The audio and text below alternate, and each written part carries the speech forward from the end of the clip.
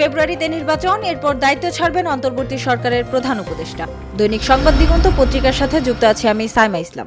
অন্তর্বর্তী সরকারের প্রধান উপদেষ্টা ডক্টর মোহাম্মদ ইউনুস জানিয়েছেন, আগামী বছরের ফেব্রুয়ারিতে রোজা শুরুর আগেই জাতীয় নির্বাচন আয়োজন শেষ করবেন তিনি। এরপর নিজের পুরনো কাজে ফিরে যাবেন। মঙ্গলবার আন্তর্জাতিক মুদ্রা তহবিলের ব্যবস্থাপনা পরিচালক ক্রিস্টালিনা জর্জিয়েভার সঙ্গে ভার্চুয়াল আলোচনায় কথা বলেন তিনি। বিষয়টি প্রধান উপদেষ্টার প্রেস উইং থেকে নিশ্চিত করা হয়েছে। আলোচনায় IMF প্রধান ডক্টর ইউনুসের নেতৃত্বে প্রশংসা করে বলেন, তিনি সঠিক সময়ে দায়িত্ব নিয়ে সংকটাপন্ন দেশকে এগিয়ে নিয়েছেন। বৈদেশিক মুদ্রার বাজার স্থিতিশীল করা ও বাজার ভিত্তিক বিনিময় হার চালুর সাহসী পদক্ষেপের ফলে রিজার্ভ পুনরুদ্ধারের বিষয়েও তিনি প্রশংসা করেন। জবাবে প্রধান উপদেষ্টা জানান, ফেব্রুয়ারির মধ্যে সুষ্ঠু ও নির্ভরযোগ্য নির্বাচন অনুষ্ঠিত হবে। এরপর তিনি আগের কাজে ফিরে যাবেন। একই সঙ্গে তিনি স্বীকার করেন, দেশ হাতে নেওয়ার সময় অর্থনীতি ভেঙে পড়ার অবস্থায় ছিল। এ সময় জর্জিয়েভা বলেন, শক্ত অবস্থানে যেতে হলে রাজস্ব বৃদ্ধি ও ব্যাংকিং খাত সংস্কার জরুরি। আলোচনায় আঞ্চলিক পরিস্থিতি, নেপালের জেন জি